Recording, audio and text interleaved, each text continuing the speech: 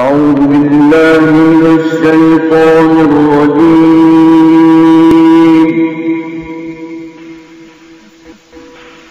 بسم الله الرحمن الرحيم. کذبت سمود، تکذیب کی سمودیوں نے، بتغواہا، اپنی سرکشی کے سبب، اذ انبعث، جب اٹھ کھڑا ہوا، اشقاہا، اس کا سب سے بدبخت، فقال لهم، بس کہا ان کو، رسول اللہ، اللہ کے رسول صالح علیہ السلام نے،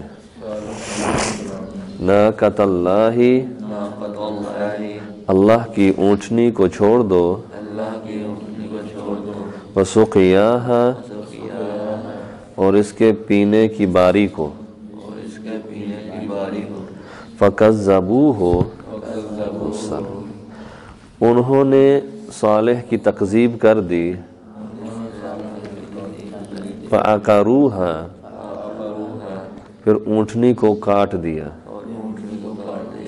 فدمدم، بس نازل کر دیا، علیہم، ان پر، ربہم، ان کے رب نے، بذنبہم، ان کے گناہ کے سبب، فسواہا، اور سب کو برابر کر دیا، ولا یخاف، اور وہ نہیں ڈرتا، عقباہا، سزا کے انجام سے۔ اللہ عزت نے قوم سمود،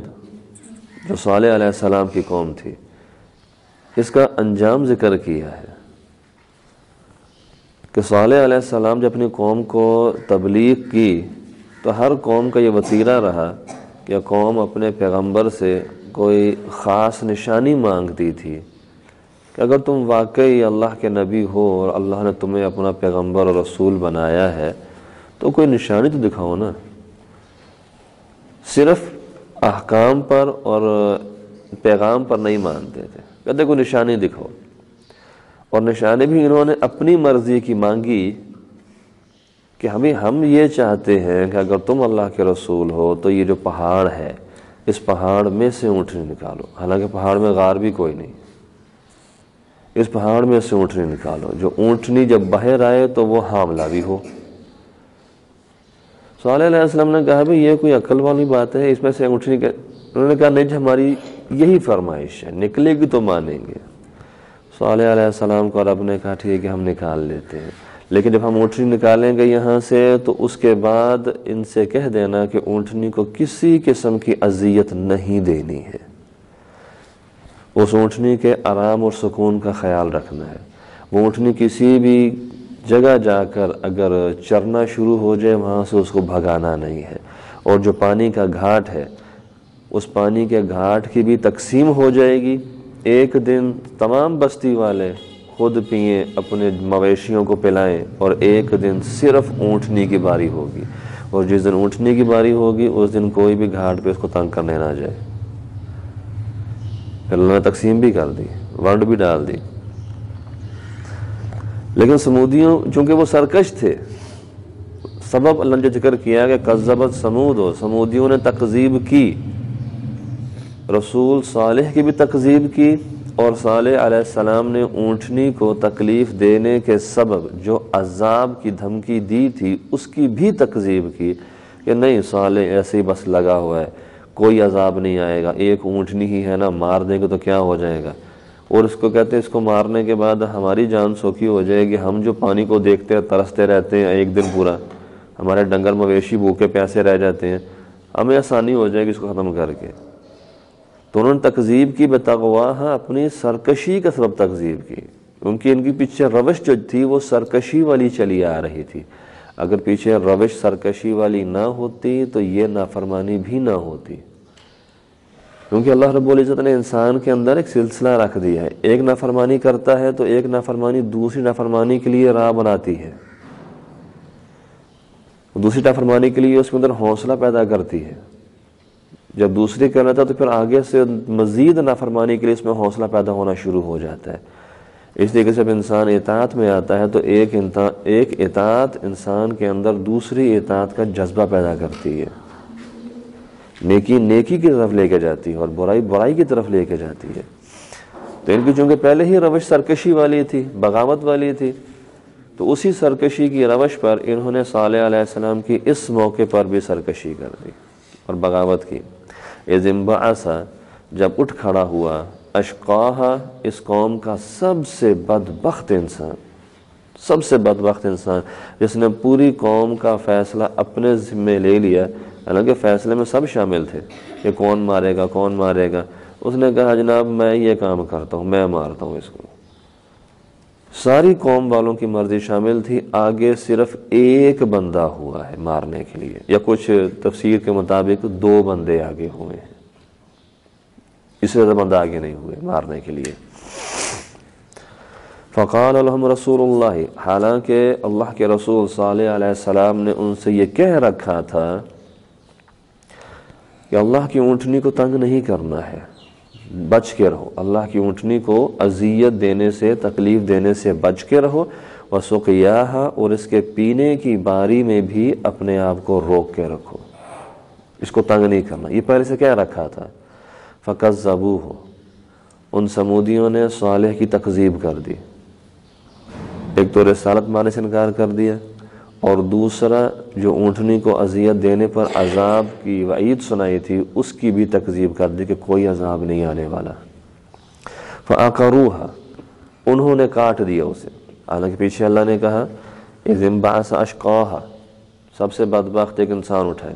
ایک انسان، اور یہاں کہا فعقروہا، جمع کا صیغہ استعمال کیا، سب نے کاٹ دیا اس کو، کاٹا ایک بندے نے، اللہ نے اس فعل کی نسبت پوری بستی کی طرف کی ہے، وجہ کیونکہ وہ سارے بستی والے اس ایک بندے کے کام پر راضی تھے اور ان کے مشورے سے وہ کام ہو رہا تھا۔ تو یہ نہیں دیکھا جاتا کہ بھئی کام تو ایک بندہ کر رہا ہے، دیکھتے ہیں کہ بھئی پیچھے راضی کتنے ہیں اس کام کے اوپر۔ تو جب اس نے اپنا کام کر لیا، فَدَمْدَمَ عَلَيْهِمْ رَبُّهُمْ، تو عذاب نازل کر دیا ان پر ان کے رب نے، بِذَنبِهِمْ، ان کے گناہ کے سبب سے کیا ہے، ان کی سرکشی کے سبب سے، ان کی بغاوت کے سبب سے۔ عذاب اسی سبب سے آیا کرتے ہیں، گناہوں کے سبب سے۔ کبھی بھی رب ذوالجلال نے یہ نہیں کیا کہ قوم اطاعت میں ہو، فرما برداری میں ہو، توبہ استغفار کرتی ہو اور اس پر اللہ رب العزت عذاب نازل کر دے، ایسا کبھی بھی نہیں ہوا۔ عذاب جب بھی آتا ہے انسانوں کی، قوموں کی بغاوتوں کی وجہ سے، سرکشی کی وجہ سے آتا ہے۔ اور پھر اللہ نے کہا کہ جب ہمارا عذاب آیا فَسَوَّاهَا، تو اللہ نے سب کو برابر رکھا اس عذاب کے اندر، یہ نہیں کیا کہ نہیں جس نے اونٹنی کو قتل کیا ہے صرف اسے عذاب دیں گے باقیوں کو چھوڑ دیں گے، سب کو برابر رکھا، کیونکہ سب اس فیصلے میں برابر تھے، فیصلے میں سب برابر تھے۔ عملی طور پر ایک بندہ آگے ہوا، اللہ نے عذاب میں سب کو برابر کر دیا، کیونکہ تم سب کا نظریہ، تم سب کی سوچ، تم سب کا ارادہ ایک ہی تھا، کام تم نے ایک سے کروایا ہے، شامل تم سب ہو، تو ہمارے عذاب میں بھی جو اس کو آئے گا وہی تم سب کو آئے گا۔ سب کو عذاب میں برابر رکھا اور سب کو ہلاک کر دیا۔ وَلَا يَخَافُ عُقْبَاهَا، اب اس کا جو ترجمہ ہے وہ 2-3 انداز سے کیا مفسرین نے۔ ایک تو کیا ہے کہ لا یخاف عقباہا، کہ اللہ رب العزت وہ ڈرتا نہیں ہے قوموں کو ہلاک کرنے کے انجام سے، کہ پوری کی پوری بستی ہلاک کر دے، پوری قوم کو تباہ برباد کر دے، تو اس کو اس بات کا ڈر نہیں ہے کہ پیچھے سے کوئی دھرنا دینے والے نکل آئیں گے، کوئی ریلیاں نکل آئیں گی، کہ ہمارے خلاف کی بغاوت ہو جائے گی، اس کی چیز کا کوئی ڈر نہیں ہے۔ وہ اس چیز کا خوف نہیں کرتا کہ ہمارے فیصلہ کرنے کے بعد، ہمارے کسی قوم پر کو تباہ کرنے کے بعد پیچھے سے کیا ہوگا، اس بات کا خوف نہیں رکھتا۔ وہ اپنی مرضی کرتا ہے اور مرضی بھی پوری تسلی کے ساتھ کرتا ہے، بغیر کسی خوف کے۔ اور دوسرا ترجمہ یہ کیا گیا ہے کہ جس انسان نے، جس بستی والوں نے، سمودیوں نے جب اونٹنی کو قتل کیا تھا تو لا یخاف عقباہا، ان کے اندر بھی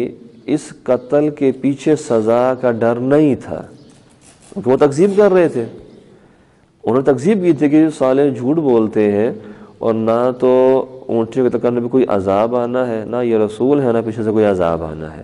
کیونکہ تکذیب پہلے سے کرتے تھے، اس لیے اونٹنی کو قتل کرنے پر ان کے اندر سزا کا خوف بھی نہیں تھا. تو دونوں طریقے سے عمومی ترجمہ جو ہم کرتے ہیں وہ یہی کرتے ہیں کہ وہ نہیں خوف رکھتا اس کے انجام کا. اس میں مفہوم کے اعتبار سے دونوں ٹھیک آ جائیں گے. دوبارہ کرنے ترجمہ اس کا. کذبت سمود، تکذیب کی قوم سمود نے،